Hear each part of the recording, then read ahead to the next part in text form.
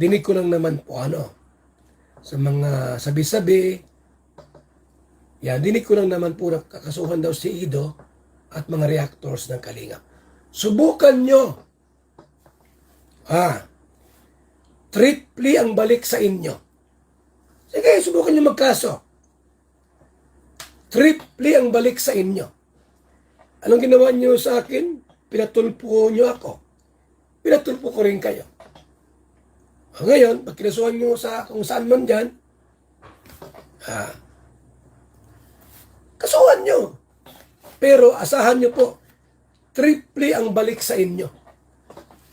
Kasuhan mo mga reaktor. Si Ido, kasuhan nyo. Subukan nyo. Kung magkaso kayo, triple ang balik sa inyo. Pati bahay nyo mawawala. Ngayon, si Kalingap Rab, makaidse, ay makabiyanse. Ngayon pero sa oras na kinasuhan nyo si Ido, pag nawala yung kanyang pusong makabiyanse, yung bahay nyo ang kukunin ko. Sa anong paraan? Kinig kayo. Kay Kalingap Rab dyan, 2.2 million ang ambag. Sa akin, 400,000. 1 milyon sa mga sponsor. Yung mga sponsor po na bumaliktad, kumampi sa kanila, tulad ni Leo D. Ang binigay niya, 150 lang. Ibalik ko. Yung 150,000 niya, ibabalik ko yon. Yung ibang sponsor doon sa 1 million, Kalingap man yon. Yung mga bumaliktad, like Leo D, ang binigay niya po yung 150,000, ibabalik ko yon. Yung bahay, kukunin ko.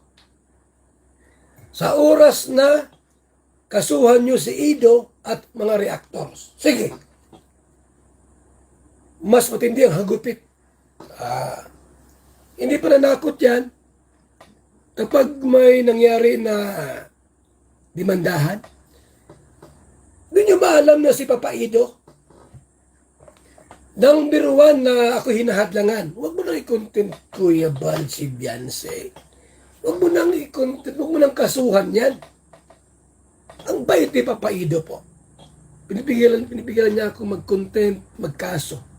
Huwag ko na raw ibarangay o ano. Hayaan ko na lang daw sila. Ang bait ni Papa Ido.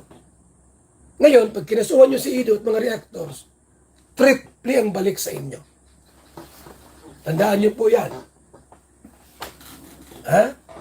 Pag si Kalingap Rab ay nadismaya sa inyo, at kinasuhan si Ido, di sige. Sigurado yan.